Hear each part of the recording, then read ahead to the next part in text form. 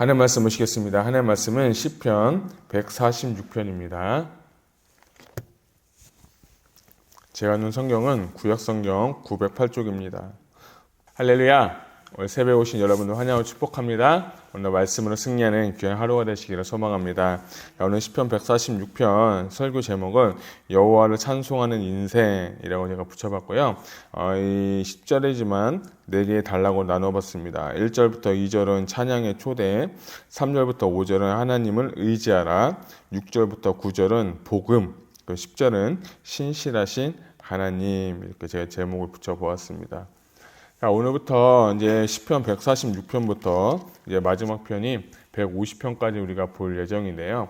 이 146편부터 150편까지는 제목이 있어요. 뭐냐면 할렐루야 시 또는 할렐루야 찬송시다 이렇게 얘기를 하는데 146, 147, 148, 149, 150편은 처음에는 할렐루야 시작해서 마지막은 할렐루야 끝나는 것이 바로 이 146편부터 150편까지의 찬송입니다. 그래서 이 할렐루야에 대해서 참 감사하다. 그리고 찬송시니까 여러분도 이 기간에는 진심으로 하나님 찬양했으면 좋겠습니다. 성 어거스틴 사람이 계신데 이분이 찬송에 대해서 다음과 같이 정의를 했어요. 찬송가란 하나님을 찬양하는 노래이다. 만일 하나님을 찬양하고 노래하지 아니하면 그것은 찬송하는 것이 아니다. 만약 하나님을 찬양하지 아니하고 노래하기만 하면 그것은 찬송하는 것이 아니다 라고 하는 거예요. 그러니까 하나님 찬양한다는 것은 노래도 하고 또 하나님을 마음을 다해서 찬양하는 것이 찬송가다 이렇게 고백을 한 거죠. 우리가 노래를 잘하는 분들 계시죠. 노래를 잘하는 분들이 찬양을 하는 것도 아니고 찬양만 한다고 해서 또 그 노래를 조금 못해도 그래도 찬양하는 게 아니라 이 어거스틴은 찬송가와 찬양과 노래와 찬양이 같이 곁들인 게 찬송가다라고 하는 거죠.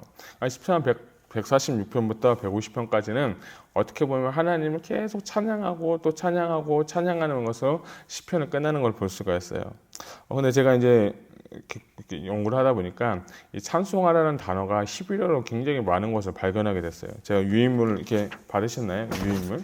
유인물을 이렇게 드리면 히브리어 여기 한 번씩 같이 보고 싶은데요.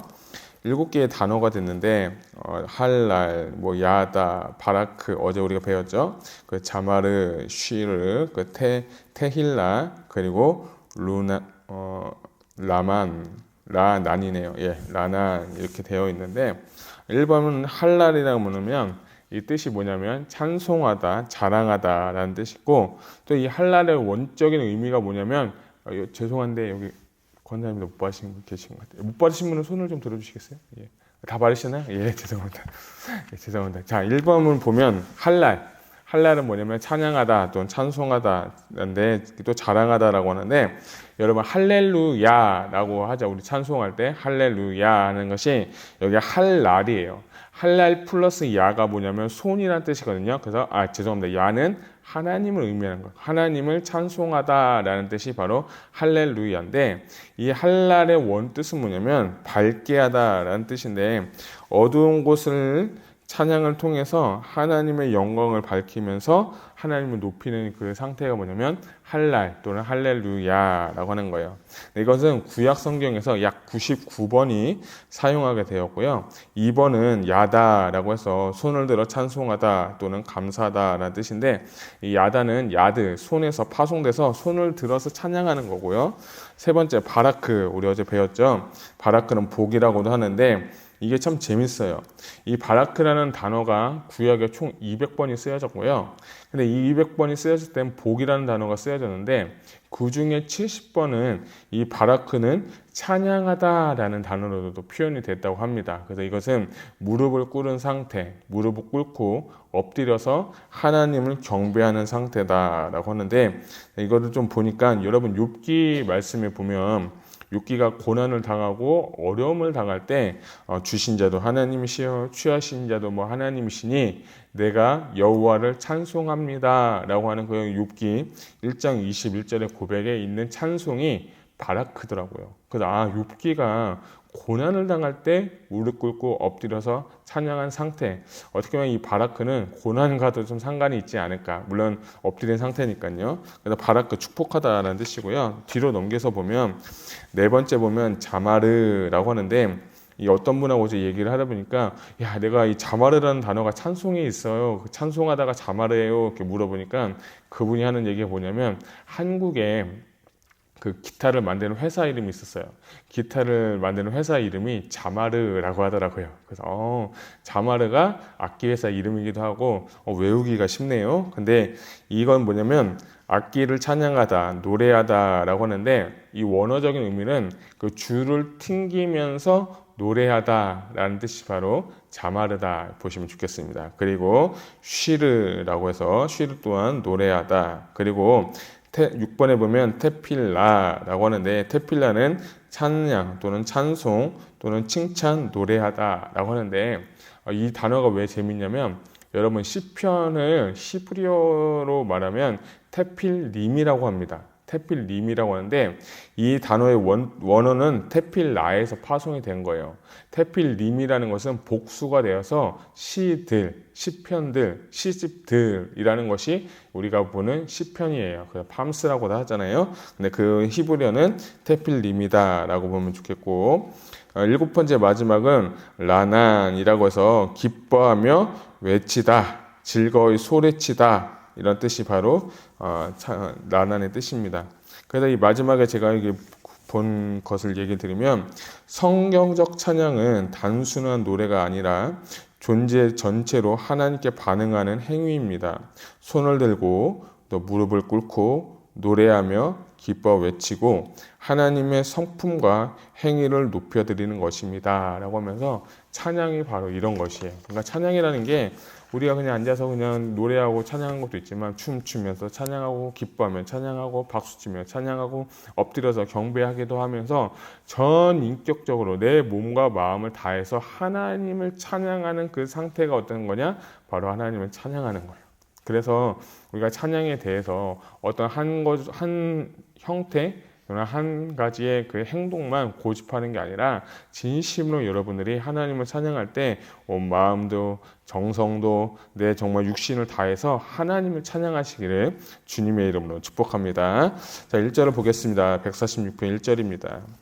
할렐루야 아까 배웠죠. 할랄 플러스 야 내 영혼아 여호와를 찬양하라 라고 하는데 여기서 1절의 찬양은 할랄입니다. 그래서 할랄이 2번 반복이 되어 있는 거죠. 할렐루야도 있는 할랄 플러스 찬양하다는 것이 또 할랄이니까 할랄 밝게 하다 찬송하다 하나님을 높여드리다 라고 하죠. 자 2절을 보면 나의 생전에 여호와를 찬양하며 나의 평생에 하나님을 찬송하리로다 라고 하는데 자 여기도 저는 이 찬양에 대한 이 단어를 이렇게 공부하게 됐냐면 한글로는 다 찬양하다 또는 찬송하다라고 해서 같은 표현인데 2절에는 찬양하다와 마지막 그 9절에 있는 찬송은 단어가 다릅니다. 뭐냐면 첫 번째 찬양하다는 것은 뭐냐면 할랄을 쓰였고 두 번째 찬송하다라는 것은 아까 제가 악기 이름 얘기 말씀드렸죠. 자마르라고 이렇게 표현이 되어 있는 거예요. 그러니까 하나님을 찬양하는데 할랄로 쓰여졌지만 자마르도 또 쓰여졌구나 이렇게 보면서 제가 굉장히 재밌었어요. 그러니까 이 시편의 기자들이 찬양이라는 단어를 계속 바꿔가면서 쓰면서 우리에게 정말 시사하고 알려주고 가르쳐주는 것은 무엇이냐면 하나님을 찬송할 때 그냥 단순한 한 가지의 형태가 아니라 여러 형태로 하나님을 찬송하라는 거예요. 할랄은 뭐라고 했어요? 여호와를 빛나게 하다, 밝게 하다. 하나님의 이름으로 이 세상을 밝히고 또 자마를 써가지고 하나님을 찬양할 때 악기로 찬양한 거예요. 하나님 앞에 정말 하나님께 비파와 수금으로 찬양하듯이 하나님을 찬양하는 거예요. 그래서 우리의 인생도 단순하게 그냥 노래만 하는 것이 아니라 내 온 마음과 정성을 다해서 악기를 동원해서 내 몸을 다해서 하나님을 찬양하시기를 바랍니다. 하나님을 기뻐하며 즐거워하며 감사하며 찬송하시기를 바랍니다. 여러분 찬양하면 생각나는 사람은 다윗이에요. 다윗이 어떤 사람입니까? 하나님의 임재를 사모하고 하나님의 영광을 구했어요. 근데 그가 이 법궤가 빼앗긴 이 법궤를 갖고 올 때 그가 어떻게 했습니까? 그는 춤추면서 하나님을 찬양했어요. 바지가 벗겨진지도 모르고 찬양했어요. 왕이었던 그가 그 채통도 버리고 체면도 벗어버리고 하나님 앞에 어린아이처럼 하나님 앞에 온 마음을 다해서 정말 찬양했다는 거예요. 오늘 우리가 회복해야 될 것은 무엇이냐면 하나님을 찬양하는 데 있어서 진심으로 마음을 다해서 찬양했으면 좋겠어요. 제가 요즘에 생각한 건 있는데 여러분, 하나님의 나이를 계산할 수 있을까요? 혹시 하나님의 나이를 아시는 분이 계실까요? 제가 아무리 생각해도 한 몇천 년은 될 것 같아요. 뭐 조금 잡아도 몇만 년은 되지 않을까 싶습니다. 자, 근데 우리 인생은 길어야 120년이라고 하잖아요. 근데 시편에 보니까 강건하면 80이다라고 하는데 요즘은 기대 수명이 높아지고 또 사람의 그 수명이 높아지니까 좀 많아서 한 150이라고도 잡아보고 싶어요. 150도 사는 것도 진짜 감사한데, 자, 그 하나님의 나이하고 인간의 150년 나이하고 비교하면 이게 비교가 될까요? 절대 안 되겠죠. 자, 그리고 하나님 편에서 볼 때 이 150년의 인생을 가진 이 사람을 볼 때 얼마나 어린아이처럼 볼까, 저는 그런 생각을 했어요. 하나님의 나이는 우리가 계산할 수도 없고 측량할 수도 없는데 우리는 150년밖에 안 됐어요. 제가 그 하나님의 성품을 이해한 건 뭐냐면, 우리가 하나님의 어르신이야. 어른이에요. 어른도 아닌 진짜 막 고조 할아버지 이상의 그 할아버지가 어린아이를 보는 듯한 느낌이 드는 거예요. 그 어린아이가 뭘 해도 이쁜 거예요. 투정을 부려도 이쁘고 원망해도 이쁘고 이 막 울어도 이쁘고 뭘 해도 이쁜 거예요. 근데 딱 하나 이 아이가 마음이 아프면 이 부모 마음도 굉장히 아프겠죠. 이게 하나님의 마음인 것 같아요. 자, 그런데 우리가 하나님을 앞에서 찬양한다는 것은 그 제 표현도라면 그냥 재롱을 떠는 거 아닐까, 저는 그런 생각을 해봤어요. 그래서 여러분, 하나님 앞에는 찬양할 때 여러분이 제한하지 마시고 기쁘고 즐겁고 감사하게 그냥 찬양하십시오. 어린아이가 뭘 해도 그 아버지와 할머니가 보고도 이뻐하듯이 우리가 하나님을 찬양하는 것은 이렇게 찬양해야 되는 거예요. 기뻐하면서 즐거워하면서 악기를 튕기면서 손을 들고 하면서 무릎을 꿇고 엎드린 상태로 진짜 그렇게 하는 그 찬양했으면 좋겠어요.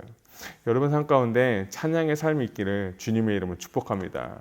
하나님을 찬양하는 거예요. 우리는 피조물이에요. 우리는 철저하게 피조물이에요. 피조물인 우리가 해야 될 것은 무엇이냐면 창조주인 그분께 찬양하는 거예요. 하나님은 우리의 찬양을 기뻐하세요. 하나님은 우리가 찬양하는 걸 너무 좋아하세요. 그래서 여러분, 다른 거 하지 마시고 오늘은 한번 하나님을 찬양하는 복된 하루가 되셨으면 좋겠습니다.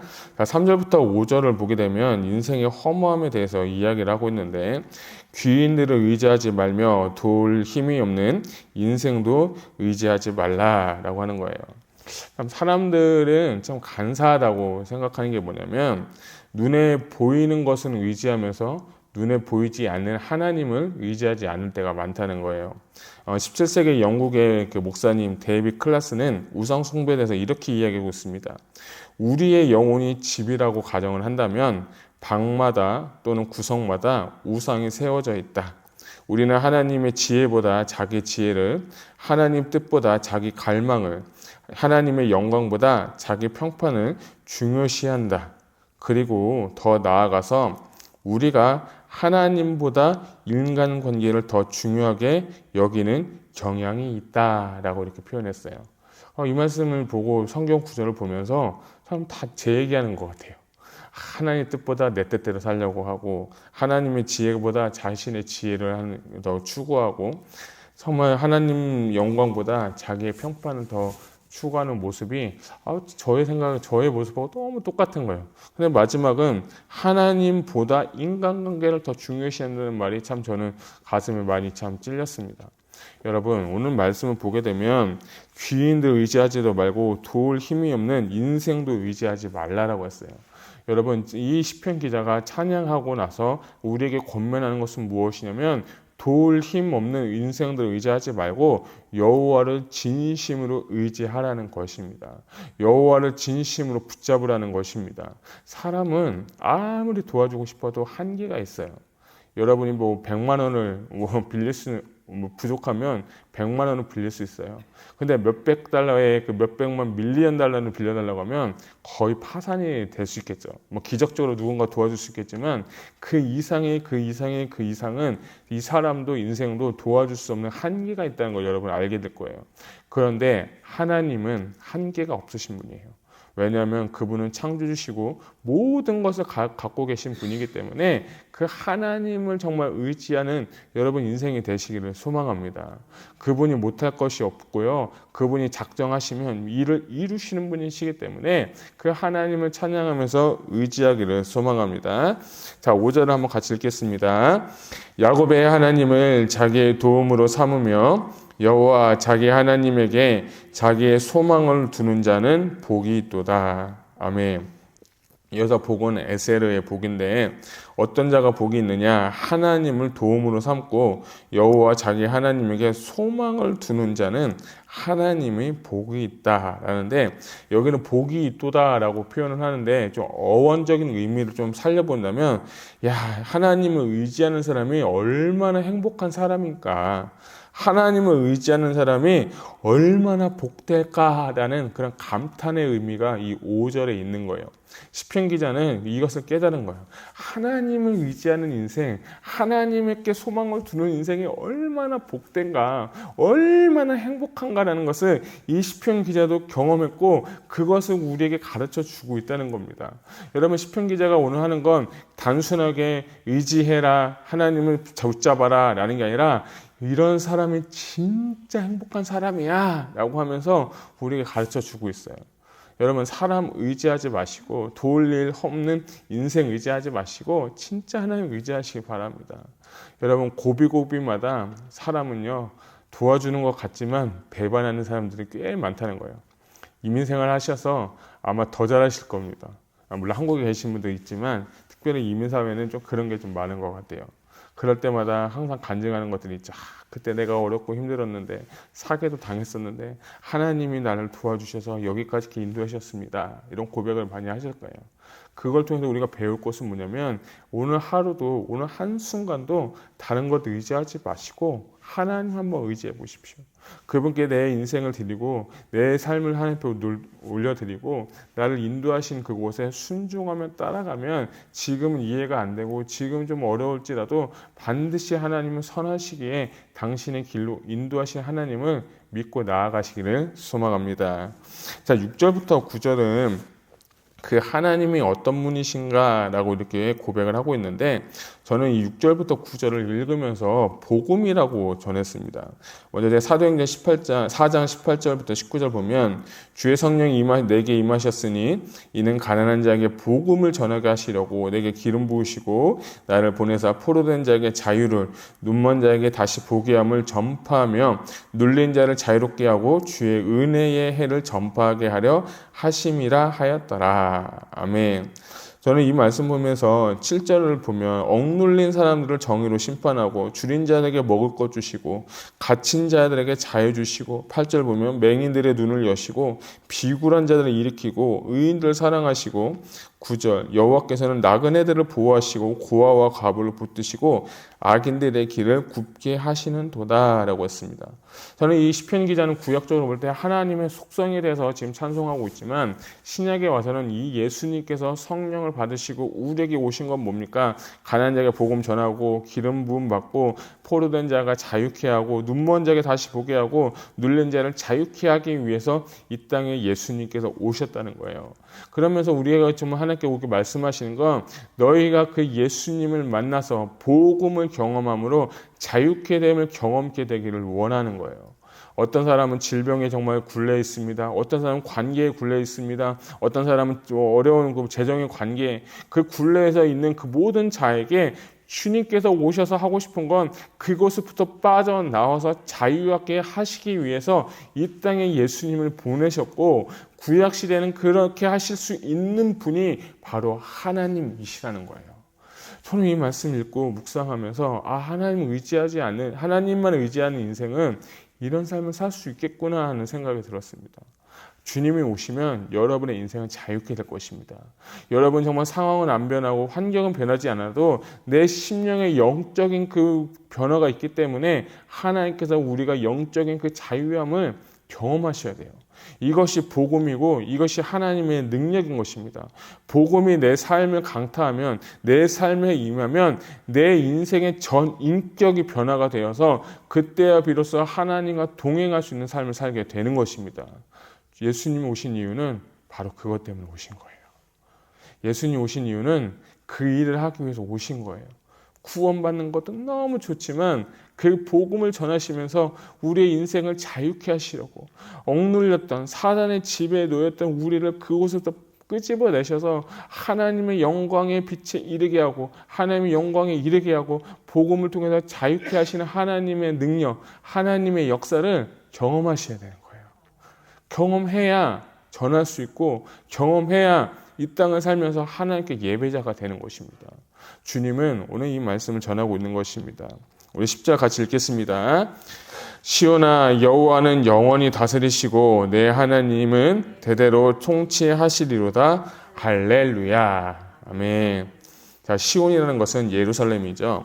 예루살렘을 얘기하면서지만 저는 오늘 이것을 우리 교회로 좀 표현하고 싶어요. 생수의강 선교교회 성도님들아, 여호와는 영원히 다스리시고 우리의 하나님은 대대로 통치하시리로다. 할렐루야. 아멘. 이러면서 하나님의 통치에 대해서 찬양하고 있는 것을 볼 수가 있습니다. 여러분, 우리는 하나님의 통치를 받는 사람이에요. 하나님 나라의 백성인 거예요. 그 안에서 기쁨과 자유함과 평안함이 있는 거예요. 복음을 경험한 사람은 하나님 나라에서 반드시 이것을 경험하게 되어 있는 것입니다. 그분의 통치와 그분의 다스림 안에서 물론 우리가 정말 세상과 살면서 수톡을 하고 갈등도 있지만, 그렇지만 우리의 시민권은 하늘에 있고 하나님 나라에서 백성이 된 우리는 그분의 통치를 받으면서 영원히 그곳에서 하나님을 찬양하는 삶을 살게 될 것입니다. 감사하지 않습니까? 영광스러운 그곳에 가서 하나님께 찬양하고 감사와 감탄과 감격적인 그곳에서 하나님을 예배하는 삶, 하나님을 찬양하는 삶, 그런 삶이 바로 하나님 나라의 백성인 것입니다. 그런 자들의 고백은 마지막에 무엇입니까? 할렐루야 라고 하면서 끝을 내고 있습니다. 여러분, 오늘도 하나님 나라의 백성의 삶으로서 할렐루야 하시면서 살아가시는 오늘 하루가 되시기를 주님의 이름으로 축복합니다. 기도하시겠습니다.